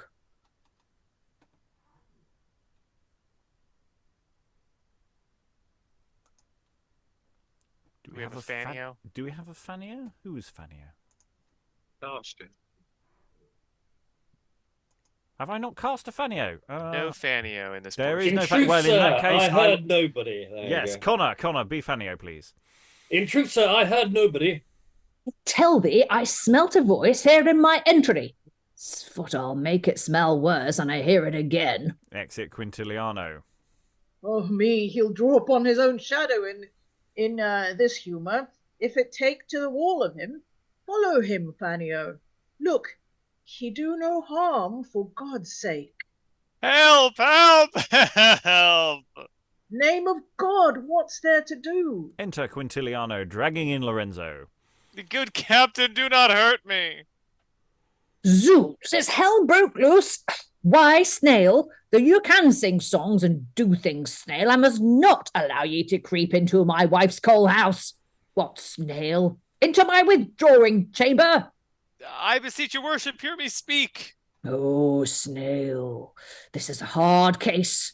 No room serve your turn, but my wife's coal house and her other house of office annexed to it, a privy place for herself and me sometimes, and will you use it, being a stranger? Slight. How comes this about? Up, sirrah, and call your mistress. A plague of all disguises. Exit Fannio. Alas, poor Snail, what dost thou make here? I protest, sir, for no harm. My mistress called me in to sweep her chimney, and because I did it not to her mind, she made me do penance in her coal house. Search him, Captain, and see if he have stolen nothing. To kill me, hang me if I have. Yes, Snail. And besides, I hear complaint of you. You're an old luxurious hummerer about wenches, Snail. Does this become your gravity, sir? Lieutenant, fetch me a coal sack. I'll put him in it and hang him up for a sign. I beseech your worship, be good to me. A good captain, pardon him, since he has done nothing but sweep your chimney worse than my mistress would have it swept. He will do it better another time. Well, Snail, at this gentleman's request, to whom I can deny nothing, I release you for this once, but let me take you no more thus, I advise you. Not while I live, good captain. Hence, Trudge, you drudge, go away. A plague of all disguises. And indeed, exit Lorenzo, enter Fannio. I have looked all about the house for my mistress, sir, but I cannot find her. Go then. Look all about the town for her too. Come in, Lieutenant. Let's repose a little after our liquor. and exit Quintiliano for more booze. Exit everybody else as well. Again, there's some nice stuff in there. There was some action. It's like they pull him out of the coal house. Some of the punning I quite actually liked. There's an awful lot of backsides and back entrances and back things throughout this, and they're starting to land because every so often I was going, oh, that's not a double. Oh no, actually no. The pure density of them suggests they must be deliberate double entendres and playing with that as well. So yeah, it's like we were talking in the chat actually, and Mark brought this up. You know, the end of Act 3 is a time jump that feels like it would be a good place to put an interval if it wasn't so boring a place to put an interval. But now I'm sort of thinking, you know, oh, actually, no, this bit is sort of the place where everybody's suddenly up in the air and it's like something's happened and it's like something quite interesting is going on here. So, there's some stuff going on. Thoughts in the room? It's like, maybe things starting to really because it's starting to unravel now because you've got people in the wrong houses and people are coming back and finding people in the wrong houses, and it's like, oh, what's going on here? And you know, what's my wife doing with you in the coals? And of course, they still think he's Snail, and things. So it's Lynn. I did laugh when Sarah Quintiliano said, "I hope I'm not drunk." Made me laugh. I mean, yeah, obviously he's three sheets to the wind, but yeah, like that one funny moment in all of this carrying on. Well, I mean, yeah, Quintiliano. I wouldn't like to do the Quintiliano drinking game. There are certain things in popular culture where you sort of, it's like the Jason King drinking game. If you've ever watched Department S or Jason King television series, if you're trying to keep up with Peter Wyngarde, you cannot. You will be dead by the end of a 50-minute episode. Sarah. I was just I feel like hungover just having done that scene. No, what I was going to say though was actually you probably, even though this is quite late on in the play, you actually probably could put an interval there because there is just so much in the previous 2/3 of the play that you could cut. I mean, that would probably work out actually. I mean, the only problem is you've got this big time jump, which is a natural place to put an interval. And it's like, well, maybe we could do something, because again, there's a lot of sexy times and people being locked up in things. You could do stuff with dumb show and with drinking songs. They go to a pub. We can have some music. Let's put some songs in. That'll wake everybody up, and that'll really get them going. So you know, that's another option that I'm sort of kind of playing with. I've got some other thoughts as well on that. Other thoughts about where we are. You know, there are bits in here that have got good opportunities here. I'm starting to see opportunities. It's starting to pick up for me. It's starting there. I don't know. Maybe it's just Stockholm syndrome, and I'm just starting to associate with my kidnapper. Other thoughts. I'll go to Irene, then Lois. Yeah, there's this couple that we kind of get introduced to at some point that are sort of cross-dressing, like the man is dressed as a woman and the woman is dressed as a man, and I think she appeared in the sort of carousing scene in the pub or the tavern, and they made all these Ganymede jokes, which I thought was quite interesting. As they said, he looked like a woman, and you know, Yeah. so, interesting. Lois. Oh, yeah. I was just intrigued by this little bit of social history that it's, in fact, the line that Mark has put in the chat, my wife's coal house and her other house of office are next to it. I mean, it must mean that the smell in that place is frightful, but the idea that Quintiliano is really annoyed because this is their sort of private loo in their house, and presumably there's a more public one or there's something else that people use, but he's really annoyed that anybody would have the nerve to go into this one. Yeah. Other thoughts? Okay. We're moving then into the general direction of final thoughts, and the reason why I've been a little absent, I've been trying to Google and find the thing that I can't remember the name of the thing, so I can't find it with a Google search. I have to find it later. But yeah, okay. So my thinking with this play, is at the moment is this is a really interesting training exercise for actors. So when you go in to do a comedy as an actor, a lot of the time, well, basically what you're doing is you're going and going, right, how many laughs can I get out of my entrances and exits? How many laughs can I fit in? Where do all the laughs potentially live? And of course, in rehearsals, you sort of plan out where, and you see where the laughter and the humor might come in, and then you get in front of an audience, and then you start bedding in where potential jokes and action and business can go. This feels like one of those real trained things. Right, you get a cast, you get some actors, and you say, right, you've got to get the laughs out of this. And they're not necessarily all obvious. There are some obvious ones. There are some obvious setups. There is some obvious stuff that you can sort out in rehearsals. But actually, you know what? You're just going to have to go on tour of the provinces and figure out where all the jokes live in front of audiences. And 6 months later, and the show I'm specifically thinking of, and I can't remember its name, but it had Eric Sykes in it. It was a terrible play, and they went out and basically they added so much comedy business to it. By the end, it was a massive hit, and it was really successful because it was all to do with the physical comedy and the other stuff that they were just doing, because they were really good performers and they knew their shtick. And I cannot remember what it was called. And it's that kind of thing that at the moment that's where I'm thinking with this play at the moment. Rather than having a plan, an absolute plan, is actually let's see what some actors do to it, because I'm curious to see actually how many laughs can you get out of this. Are we just missing something? Or is it just history has been unkind? Or is it just it's the Boys Company cast that originally had it, it was designed for them and it works for them, and it doesn't necessarily work in a different context? It's not necessarily a very helpful setup for anyone thinking of staging this at this stage.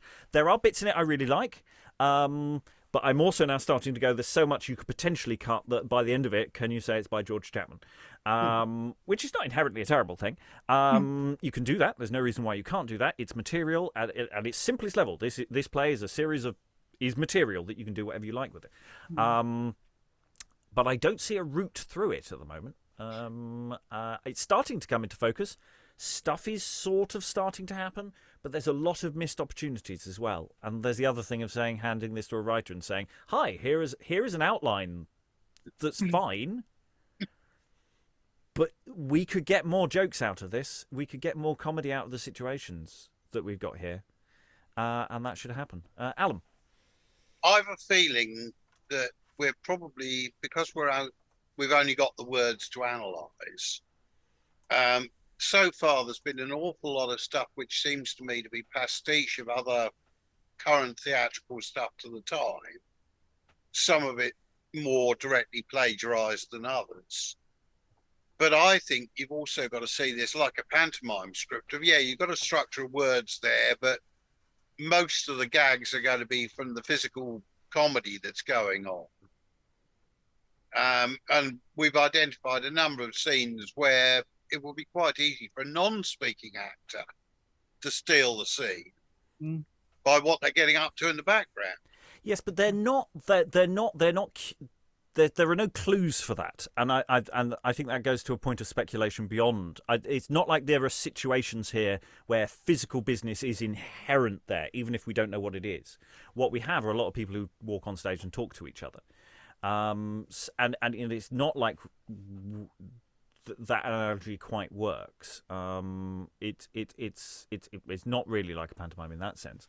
It has got a plot. The plot is quite tightly structured. It's demonstrated to us by two people coming on and talking to each other, and one of them talks a lot and one of them doesn't. Big Bad Mouse, yes, that rings a bell. I think it is. Thank you, Rachel. I think it was filmed. I've seen bits of it. It's really good. The script, I don't think it's very good, but what they do is really interesting. Anyway, final thoughts from around the room. Sarah, I'll go to first. Can you see a route through yet? We're hunting for routes through. Well, I was interested in what you said just now. and the parallel with the play, The Big Bad Mouse, or whatever it was. I think maybe physical business may be what we're missing, and maybe what will save this play. But it's just so weird that that should be the route through a play that is so densely worded. But the two aren't necessarily, the two can go together. So maybe that is the key to it. Maybe that's the key. I mean, I don't know. I really enjoyed my role today. But I feel pretty much the same way as I felt in the first session of this play, where I also really enjoyed my role, but I had only the sketchiest notion of what I was doing as a character and what my purpose was. And it's the same today, and yet I was playing a different character. So,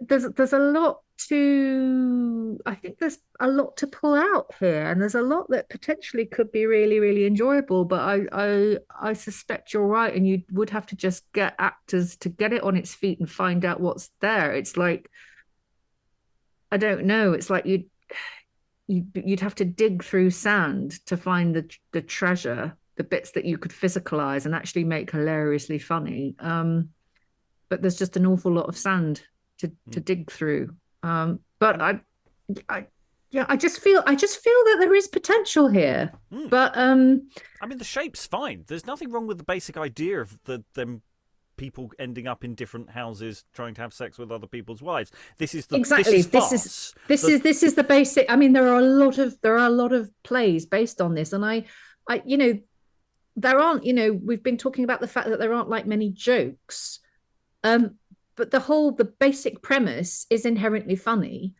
depending on how you play it. That thing of like everybody trying to con each other at the same time, that is the joke. So you don't then need like textual jokes so much if the actual premise is funny. It's just, I think it's just a bit lost in its own verbiage, maybe. And when I was talking about, throwing actors and looking at the business, I'm not inherently saying that we just fill it with physical comedy shtick to just, to ignore the text. Is that actually, how do you get the most laughs out of a line? How do you make, you've got X number of lines in a scene. What do you get? What payload can you deliver from that? Some of which, might be unfair. Maybe you're not always trying to get laughs and you're trying to get other effects. But just to actually treat it as an exercise that way. It's like, Quintiliano is basically drunk for almost everything we've done today. So it's a question of, how much drunk acting is there that he can do? What degrees of drunkenness can we go for? How far do we go with that? Mark, any final thoughts? I'm not enjoying this one. We've read a lot of good plays lately, plays I've enjoyed a lot, including like some of the more popular stuff and some really obscure stuff. And this is one of those plays that is simultaneously making me go, I want to just think about this other play. And also, I feel like it has so many things that aren't working well to my eyes as a reader that's making me feel like, man, early modern drama isn't funny ever. Even though like I've read other plays recently that I'm like, I really enjoy this, and there's some funny and good stuff in this. It's just this one is not doing it. So I'm hoping it comes together. And it just Sarah's point about like enjoying the character that she read yesterday and today. I enjoyed the character I read yesterday. I had a lot yesterday to say, and it was fun to do. It was fun to say the words as a person saying the words, but still as a play, I'm not enjoying it so far. But we'll see. There's still another third of the play. Yes, and again, I'll just remind everyone, we're not here to say whether we like or dislike the play. We're looking for the best presentable version of the play. How do we find a route through, and trying to look for ways of finding the best thing out of it, and for that matter, what medium is best for it. I feel this is a live thing, but maybe a different medium is a better universe for it. I'm not sure. Rachel, any final thoughts? Too many words. It's like too many notes. I feel like, Amadeus. Too many words. Mm. Yeah. Yeah, I think we felt that from the beginning, and it's not changed, has it? We went, this could do with the trim. Oh, maybe Act 3 will get more action orientated. Nope. No, it's still words. Lois, any final thoughts? Well, the only thing I can think of that might help in directing it, I mean, there are so many characters and so many plot strands. I think one could perhaps get rid of one or two, but until we get to the end, I don't think we can really know which are the most expendable ones, because we don't really know, what has the best payoff. I mean, so far it seems to me that the thing with Emilia, Aurelio, and Lodovico is quite fun. It's very like what Chapman does in other plays. I mean, he's quite fond of the situation of the young woman pretending to be modest, and the older man, having fun with her and teasing her and pushing the lovers into bed together and so on. It's a situation you get in other people's plays too. I don't know quite what the prototype is, but I don't know. It just no. It seems to me that there is an awful lot going on, and it's hard to see how, if one cut it down, it would really just be an awful lot of people running madly across the stage into somebody else's bedroom, I suppose, or climbing up a ladder or going into a coal hole. I mean, you need, well, maybe a very complicated set. I remember seeing The Alchemist at Pitlochry, where they had a revolving set, where I think you had the outside of the house, which only really appeared in the scene with the neighbors and bits where people were knocking on the door. And then there was the inside of the house with the door to the privy, which is where they locked Dapper. I was thinking of that because of what they do with Lorenzo here. And then I think the set sort of revolves, and there's that bit where you suddenly hear Dapper saying, "When will her grace be at liberty?" And somebody bangs the roof of the privy down on his head to shut him up. I mean, it seems to me it's that kind of play, where maybe you need a complicated set representing lots of different houses, and rather like the kind of classical Italian scene. People running between them, because there is an awful lot of, here we are, this is the front of so-and-so's house and the back of so-and-so's house. And then there's presumably the pub or the tavern that they're going in and out of. If they were all on the stage, I don't know. It just seems you might be able to make something of it. Personally, I don't think it's worth the trouble, but not the exercise, because we're doing everything. That's what we do. So it's not a question of choice. You have no choice. One day someone will have to do this. And so, I think, thinking about the set and thinking about the people, the relationship between the various locations that we've got, certainly this section, location is very important, because you do need people to get into houses and be discovered outside somebody else's house and be mistaken for somebody else.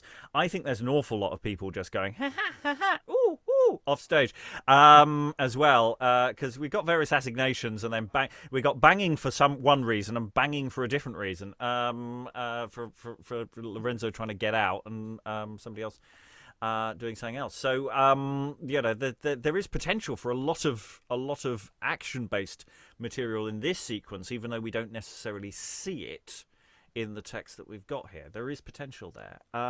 Lynn, any final thoughts? Yeah, I'm with you, Rob. The situation is inherently funny, and it's really frustrating that the play isn't the way it stands. And I also agree that the only way I can think of to try to discover what might be funny in it, or discover its potential, is to put it on its feet, at least in kind of a workshop situation, because this ought to work better than it is. And I'm thinking, I'm just it's early morning here, I'm coming down with a cold, I'm just crabby, but I'm not the only one who's feeling that way, so it's not just me. I don't know. I'm sort of feeling like, there's a joke about a little kid who's just like the most upbeat, optimistic little child ever, and his parents, for his birthday, give him a room full of manure and a shovel, and he's just like happy as could be, shoveling away, and they're like, "So you're enjoying this?" He's like, "Oh, with this much poo, there's got to be a pony." So I kind of feel like, is there a pony? Should we keep digging and looking for the pony? Is there a pony? I don't know. Maybe there is. I mean, that's the thing. Going back to Lois's point about how you cut this, is there are a lot of plot lines going on here. So there might be a way that actually, by simplifying the number of plot lines, which also reduces the cast size, which is the other big problem with it. It's got a massive cast. We're going to struggle a bit with the final session.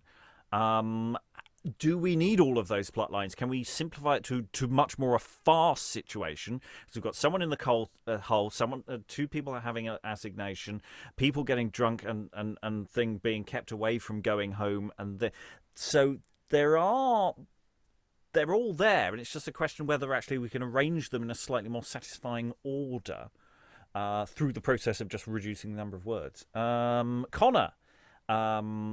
You climbed a ladder in the end. Any final thoughts?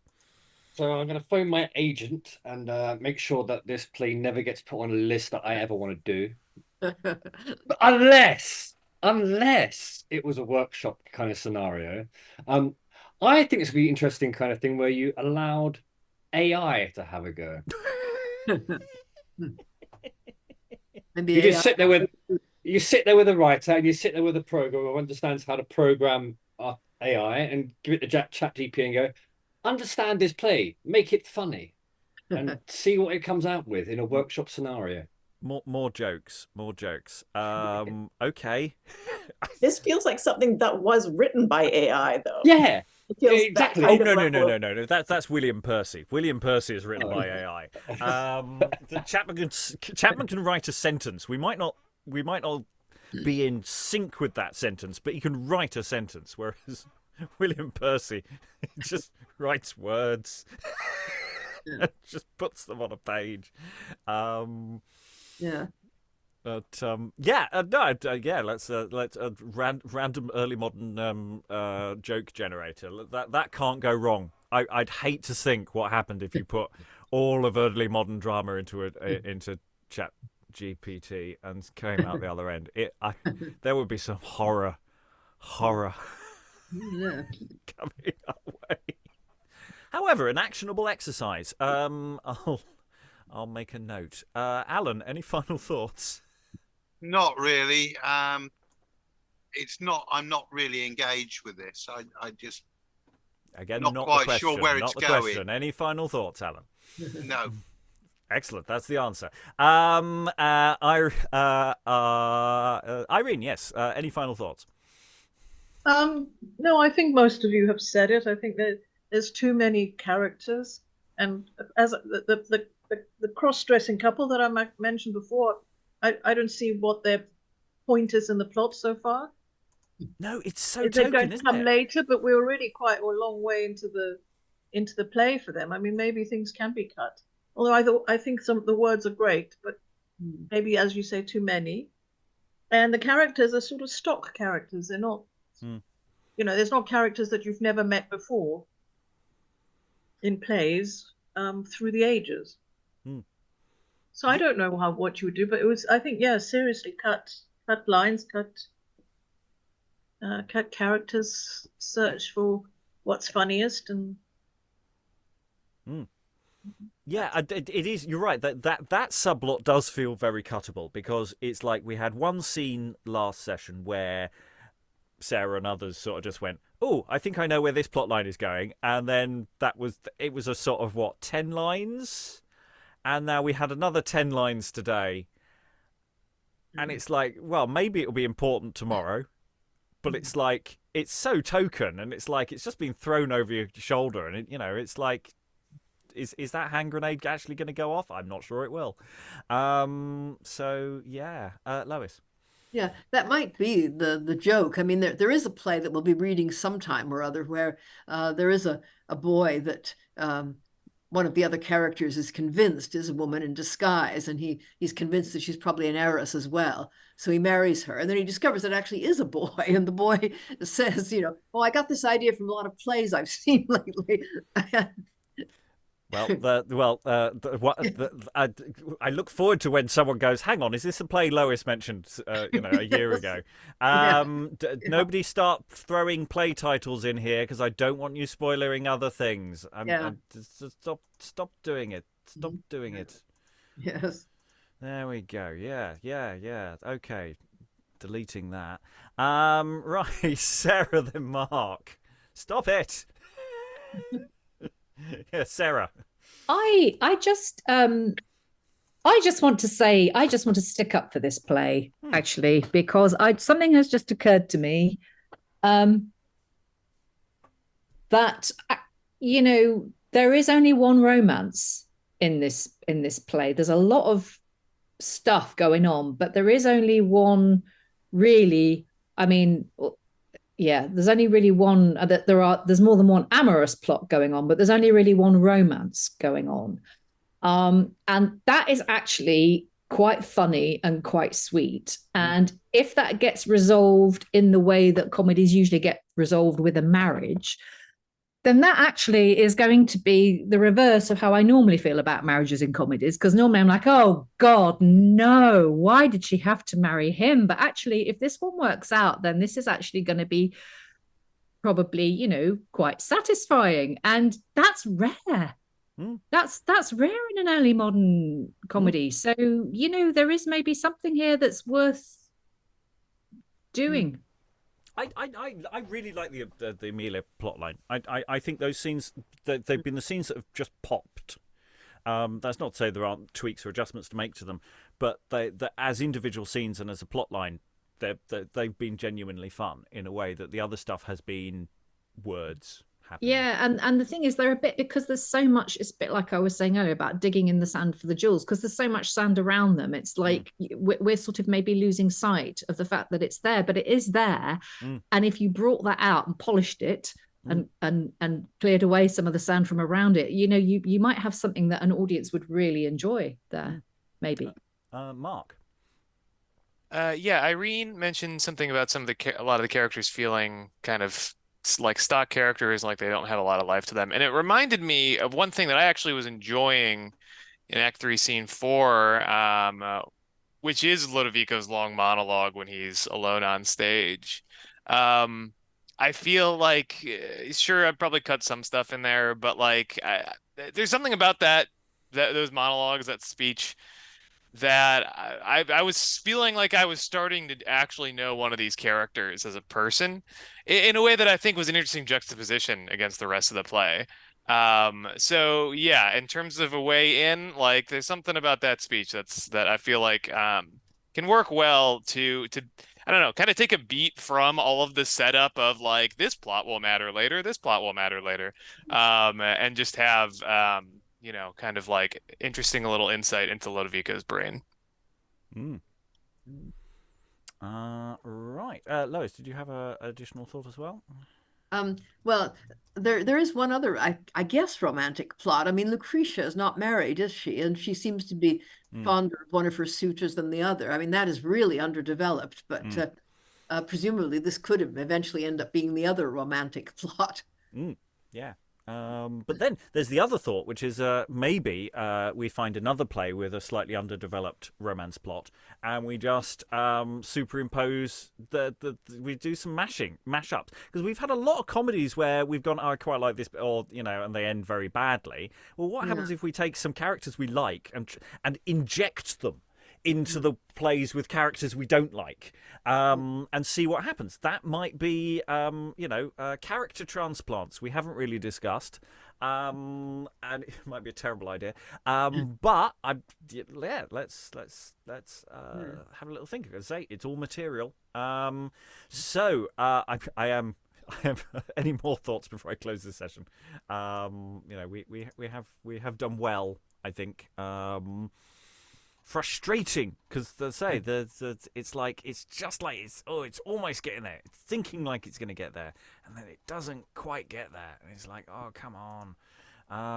Well, never mind. If you'd like to join us in our wrangling of trying to get the best out of a play, you can indeed join us. Sign up on our sign up. We meet up every week, several times a week, and that sign up forms can be found. Anyone can join.